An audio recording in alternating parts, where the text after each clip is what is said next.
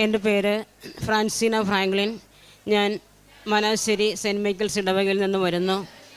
ഞാൻ 2022 ജാനുവരി 17 ആദ്യമായിട്ട് ഉടമ്പടി എടുത്തത്.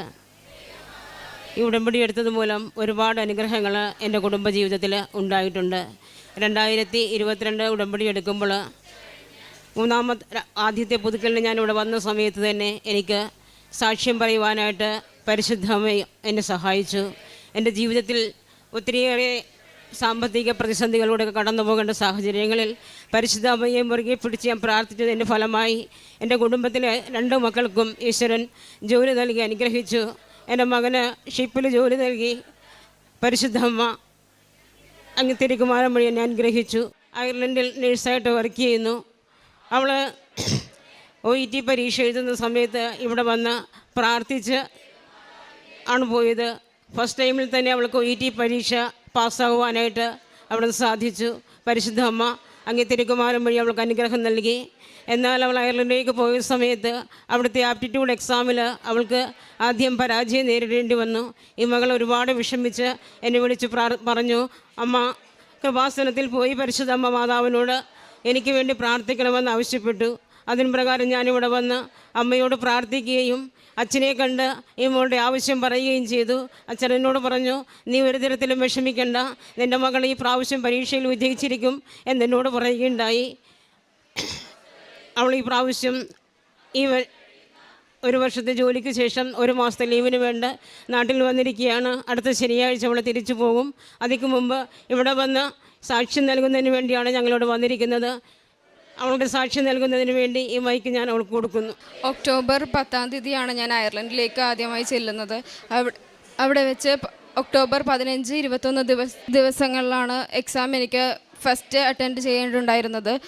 ഫസ്റ്റ് തിയറി പാർട്ട് പാസ്സായെങ്കിലും പ്രാക്ടിക്കൽ എക്സാം അറ്റൻഡ് ചെയ്തപ്പോഴത്തേക്കും 14 സ്റ്റേഷൻ ഉണ്ടായതിൽ 9 സ്റ്റേഷൻ പാസ്സാവുകയും 5 സ്റ്റേഷൻ എനിക്ക് ഫെയിലാവുകയും ചെയ്തു. അതിനുശേഷം ഞാൻ വളരെ വിഷമത്തിലിരിക്കുമ്പോഴാണ് ഞാൻ മമ്മിയെ വിളിച്ച് പറഞ്ഞു, എനിക്കിനി ഒരു അറ്റംപ്റ്റ് കൂടി ഉള്ളൂ, ആ അറ്റംപ്റ്റിൽ എനിക്ക് 5 സ്റ്റേഷൻ പാസ്സായില്ലെങ്കിൽ എനിക്ക് തിരിച്ചു വരേണ്ട അവസ്ഥയാണ്. അതുകൊണ്ട് മമ്മി കൃപാസനം മാതാവിനോട് സ്ഥിരമായി പ്രാർത്ഥിക്കണം, എന്നെയും അതിൽ ചേർത്ത് പ്രാർത്ഥിക്കണമെന്ന് ഞാൻ മമ്മിയോട് ആവശ്യപ്പെട്ടു.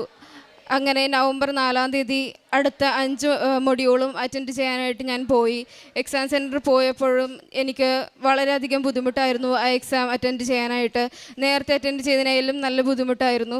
അങ്ങനെ വിഷമിച്ച് ഞാൻ ആ സെൻറ്ററിൽ നിന്ന് ഇറങ്ങിയിട്ട് മമ്മിനെ വിളിച്ച് ഞാൻ പറയുകയുണ്ടായി, എനിക്ക് ഈ പരീക്ഷയും പാസ്സാവാൻ പറ്റുമെന്ന് തോന്നുന്നില്ല, അത്രയധികം ടഫായിട്ടാണ് ഞാൻ ആ എക്സാം എഴുതിയിരിക്കുന്നതെന്ന് പറഞ്ഞ് ഞാൻ എൻ്റെ വീട്ടിലേക്ക് വന്ന് 2 ദിവസം കഴിഞ്ഞതിന് ശേഷം റിസൾട്ട് വന്നപ്പോഴത്തേക്കും 1 മൊഡ്യൂളിൽ ഞാൻ പോയി. ബാക്കി 4 സബ്ജക്റ്റ് കിട്ടുകയും 1 മൊഡ്യൂൾ ഫെയിലാവുകയും ചെയ്തു. ആ സമയത്ത് വളരെയധികം തളർന്ന് എന്ത് ചെയ്യണമെന്ന് അറിയില്ലാത്ത അവസ്ഥയിലിരിക്കുന്ന സമയത്ത് ഞാൻ വീണ്ടും മമ്മിയെ വിളിച്ച് പറഞ്ഞു, ഇനി എനിക്ക് എഴുതാനായിട്ടുള്ള കോൺഫിഡൻസ് ഇല്ല. ഈ 2 എക്സാമും ഞാൻ നല്ല കോൺഫിഡൻസിൽ പഠിച്ച് പ്രിപ്പയർ ചെയ്ത് എഴുതിയിട്ട് പോലും എന്നെ ദൈവം കൈവിട്ടല്ലോ എന്നുള്ള രീതിയിൽ ഞാൻ മമ്മിനോട് പറയുകയുണ്ടായി. അപ്പോഴും മമ്മി എനിക്ക് കോൺഫിഡൻസ് തന്നിട്ട് പറഞ്ഞു, നീ ദൈവത്തിൽ വിശ്വാസം അർപ്പിച്ച് പ്രാർത്ഥിക്കുക, ദൈവം നിനക്കൊരു വഴി തുറന്നു തരുമെന്ന് പറഞ്ഞുകൊണ്ടേയിരുന്നു. മമ്മി നെക്സ്റ്റ് ഡേ എന്നെ വിളിച്ചിട്ട് പറഞ്ഞു, കൃപാസനത്തിൻ്റെ യൂട്യൂബ് ചാനലിലുള്ള ധ്യാനം നീ അറ്റൻഡ് ചെയ്യാൻ പറഞ്ഞു. ആദ്യം പഠിച്ചെങ്കിലും പിന്നീട് മനസ്സിനൊട്ടും ഒരാശ്വാസമില്ലാത്തതിനാൽ ഞാനെടുത്ത് യൂട്യൂബിൽ അച്ഛൻ്റെ ധ്യാനം കാണാൻ തുടങ്ങി. അതിനുശേഷം എനിക്ക് അച്ഛൻ എന്നോടാണ് സംസാരിക്കുന്നത് പോലെ എനിക്കെല്ലാം തോന്നി. അങ്ങനെ ഞാൻ മാതാവിനോട് കരഞ്ഞ് പ്രാർത്ഥിച്ചു, ഞാൻ ഇനി ഉടമ്പടി എടുക്കണമെങ്കിൽ അച്ഛനിലൂടെ എന്നോട് സംസാരിക്കണമേ മാതാവേ എന്ന് ഞാൻ കരഞ്ഞ് പ്രാർത്ഥിക്കുകയുണ്ടായി. നെക്സ്റ്റ് ധ്യാനത്തിൽ അച്ഛൻ അത് പറയുകയുണ്ടായി. അങ്ങനെ നവംബർ 30 ഞാൻ ഓൺലൈൻ ഉടമ്പടി എടുക്കുകയും മാതാവിനോട് ഒരുപാട് കരഞ്ഞ് പ്രാർത്ഥിച്ചതിന് ഫലമായി എനിക്ക് ഉടനെ തന്നെ next date January 6th 13th കിട്ടി. ആ എക്സാം ഞാൻ അറ്റൻഡ് ചെയ്യുകയും പോയ സമയത്ത് വളരെയധികം ബുദ്ധിമുട്ടോടെയും വിഷമത്തോടെയുമാണ് ഞാൻ പോയത്. കാരണം ഈ 2 എക്സാം എഴുതിയിട്ട് ഞാൻ ഫെയിലായതിനെ തുടർന്ന് വളരെയധികം വിഷമിച്ച് പോയെങ്കിലും അവിടെ ഞാൻ മാതാവിൻ്റെ ഉപ്പ് എൻ്റെ കയ്യിലുണ്ടായി, മമ്മി തന്നു വിട്ടിട്ടുണ്ടായിരുന്നു. ആ ഉപ്പ് വിശ്വാസപ്രമാണം ചൊല്ലി ആ സെൻറ്ററിൽ കയറിയപ്പോൾ മുതൽ ഞാൻ പ്രാർത്ഥിക്കാൻ തുടങ്ങി.